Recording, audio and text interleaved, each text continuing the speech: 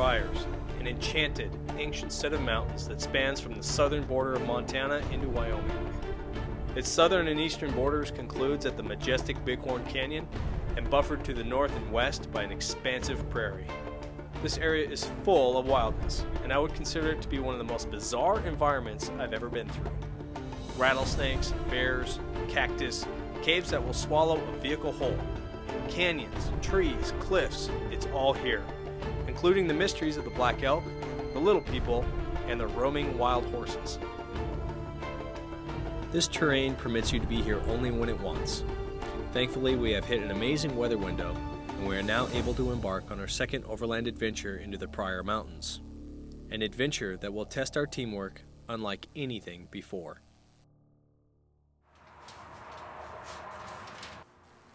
Our first day had a late start, as Jeff Downer and I hastily installed the much-needed safari snorkel on the 100 Series Land Cruiser. This is where it really hurts, right here.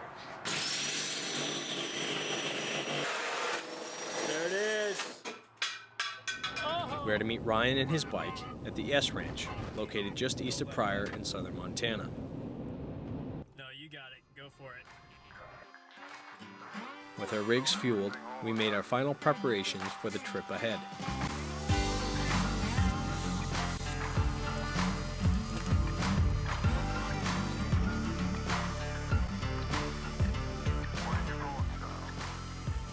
We did our best to follow the common directions any rancher will give you. Yeah, you'll go through the first gate, over a couple hills, across the little creek, and when you get to the big creek, stay straight through 3 more gates and you are there. You inevitably say, okay, and just go for it.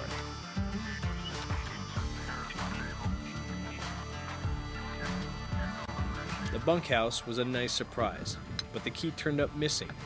So we sent the biggest man through the smallest window to open the door and let us settle in for the night.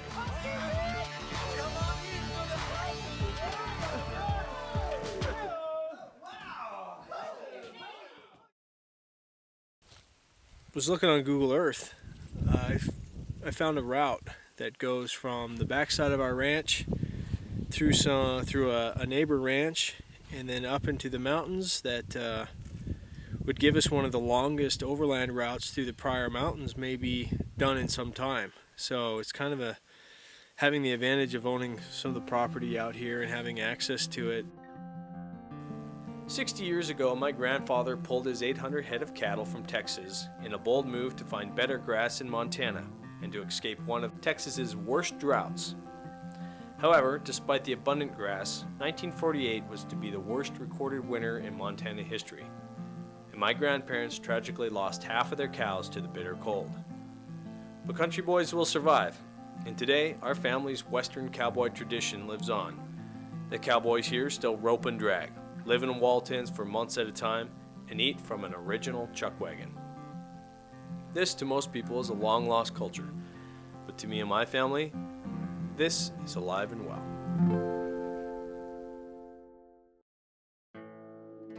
Saturday morning, we woke and inhaled an enormous breakfast. Our bellies stalked and aching from our French toast binge, we decided to step outside to test our snake shot rounds, which quickly became a friendly pistol competition.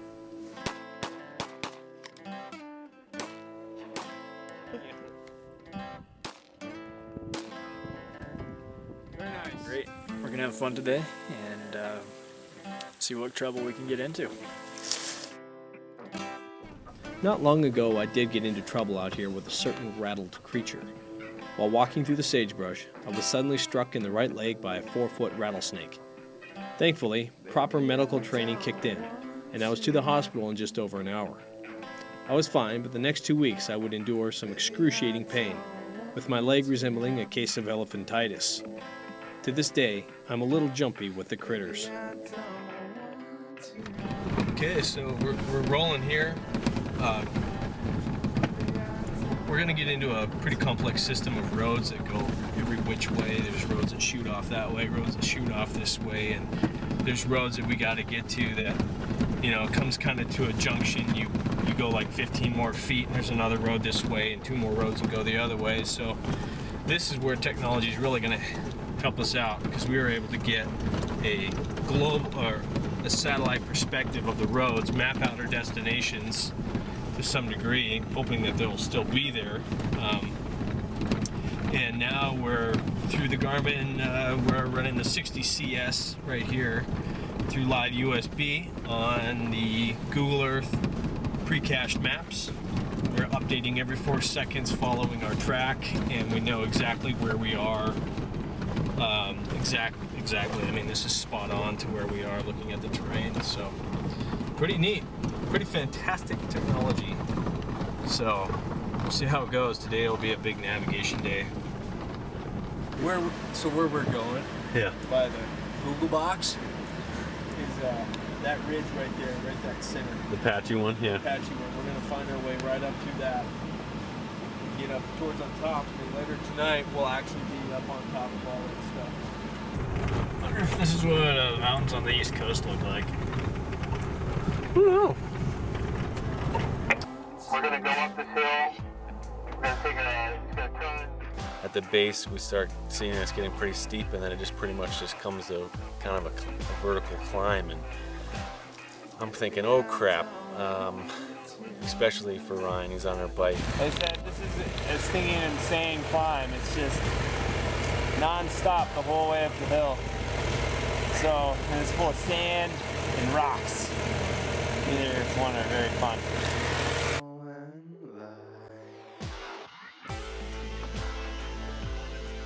It's nothing but sand at like a 25-30% grade, and I mean there was no way I was getting going on that thing. You think we can get him out?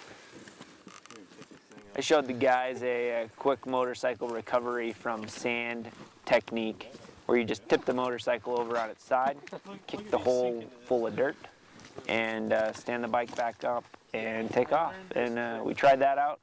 Had to get a little bit of helping hands to get me pushed up the hill, but got that one done too.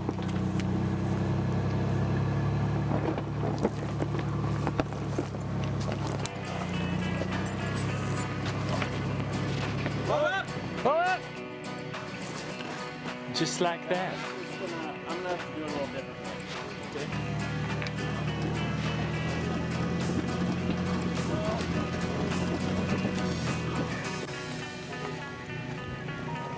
What about just winching out of this deal? With the motorcycle or with the truck? Yeah, with the motorcycle. It's just gonna take like 4 pulls or 5 pulls probably to get up there. Because that line's so short. I have extended line.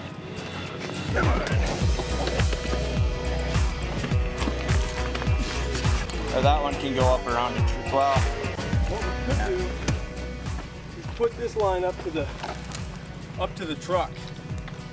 So we can hook this line up to the truck, winch you up, remove, get the truck to do whatever it needs to reset, winch, just completely simul-climb this thing. So we're not constantly resetting an anchor point. We ended up getting the winch out, and the truck could go without trying to pull me. So the truck would go up, and then I would winch off the truck, and then the truck would drive up further, and I would winch again. And so we did that, I think, like 3 or 4 times.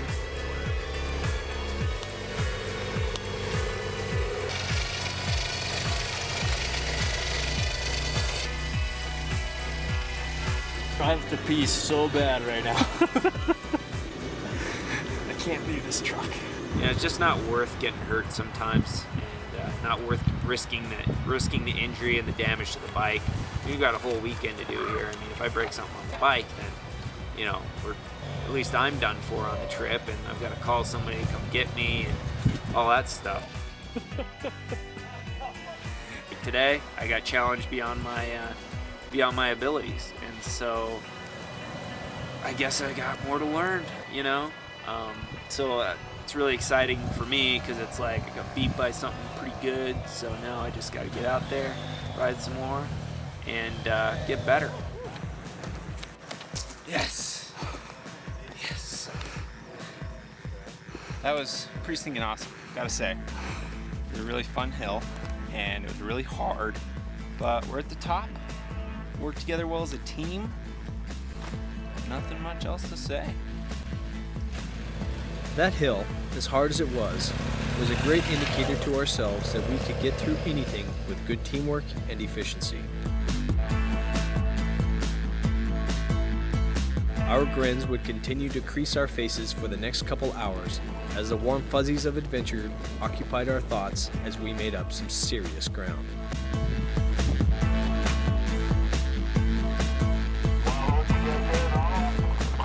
Cortez stated that, next to God, we owed the victory to the horses, pertaining to his conquest of the New World. Today, some of the descendants of the very 17th century Spanish horses used in that conquest live on, here in the Pryor Mountains, just as they have for the last 200 years. Yeah, the door is looking like a little playground. Cortez also said, I love to travel, but hate to arrive. On the contrary, Scott seemed to be loving that we arrived, and spiked our camp setup when he found his outer self.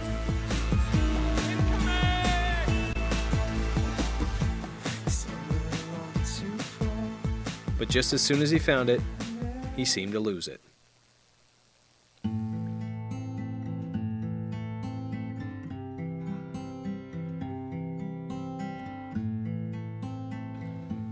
Editor of Outside Magazine, Tim Cahill, once said, "A journey is best measured in friends rather than miles." I couldn't agree with him more. Dinner that night was prepared with my family's gate-to-the-plate rib steaks. We set our table outside the 120-year-old Pinn's cabin to enjoy the last bit of sun before the day's end.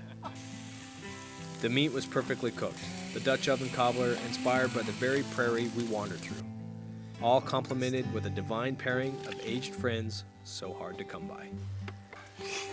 This is amazing. Let's go get that call. It's pretty steep. I can't talk right now, I'm eating.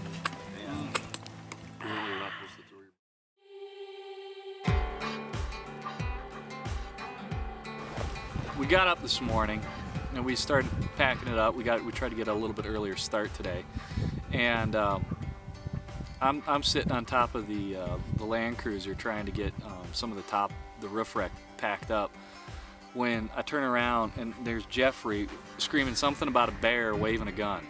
So Scott and I run for our cameras, we get our cameras going, the other guys run for their guns, and we of course, I mean, curiosity takes over. You know, your fear of a bear takes over, you grab your weapons, then your curiosity takes over and you go look at it. So whether it be a good idea or not, that's what we did. Oh, there he is. What happened? So I went down the woods to go to the bathroom, number 2. And I stand up, I thought I heard something eating.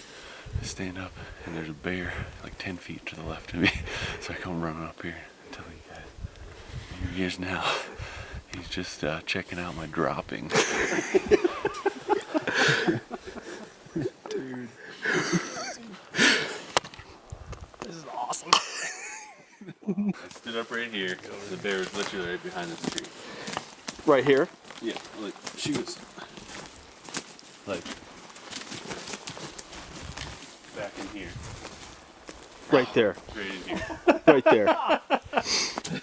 Right there. Just We looked behind at the each tree. other, and she seriously immediately came around and started coming at me. Just looking at you. Yeah, just like started making her way slowly to me, and that's when I came up to you guys. And you're like, oh guys. Yeah, there's a bear. No big deal. I was just going to the bathroom. There's a bear. Oh my god. The biggest thing that we were worried about was it was a small enough bear that quite possibly the mama could still be around, or so we posted a few guards just to make sure. You know, we're already, if we'd have had to use our guns.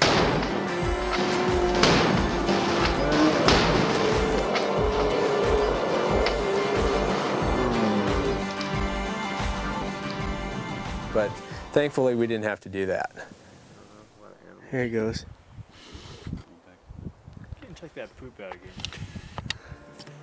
Our morning underway, we explored the famous Big Ice Cave, a phenomenon where it builds and maintains ice within the cave year-round.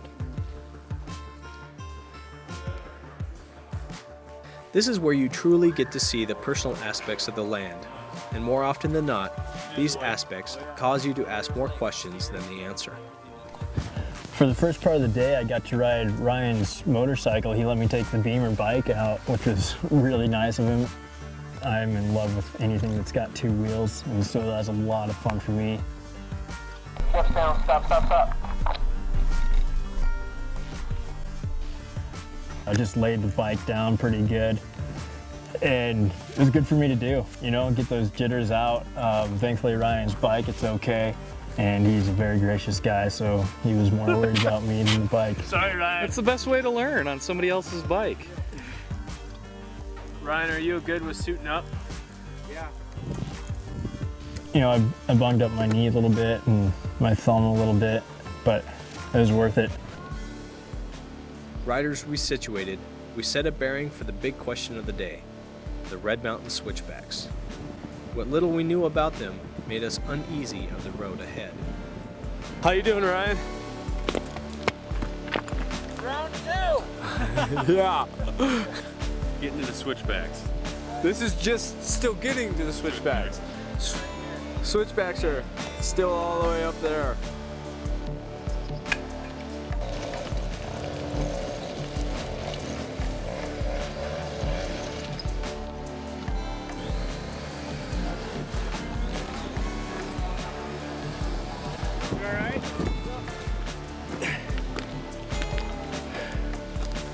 Should we be doing this?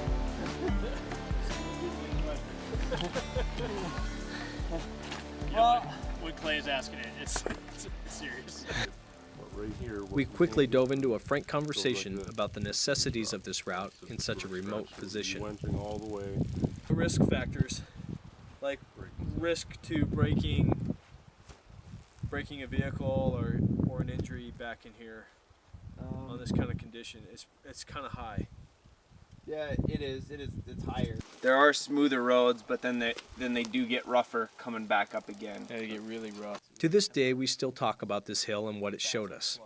It revealed that we can all work as a team on critical decisions, contribute respectfully to the conversation, and uphold the team's priorities of protecting our environment and our assets. I think risk assessment, gut reaction is no on the majority, and even though we do have the equipment and the ability to get there, the medical factor combined with the time factor and the location, if something were to go really wrong,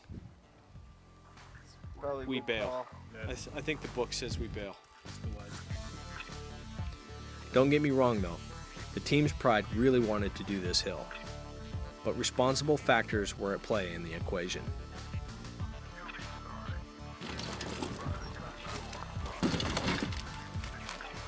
Though our maps indicated longer routes to obtain our exit from the mountains, it wasn't long before we located another road.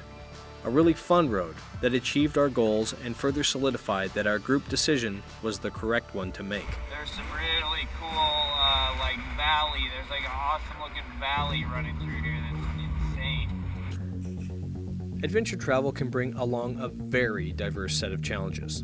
That's why we love to overland. In addition, it puts the planet's environmental and cultural diversities into perspective. Doing this with people you love makes it even better. Why else would your overland rig have extra seats? We here at Expedition Overland would encourage you, yes you, on the other side of the screen, to get out there, wander, explore. You never know what you will learn about yourself and the peoples and things around you. The expectation of adventure to come your way will let you down. But to act and pursue exploration and adventure will only set you free.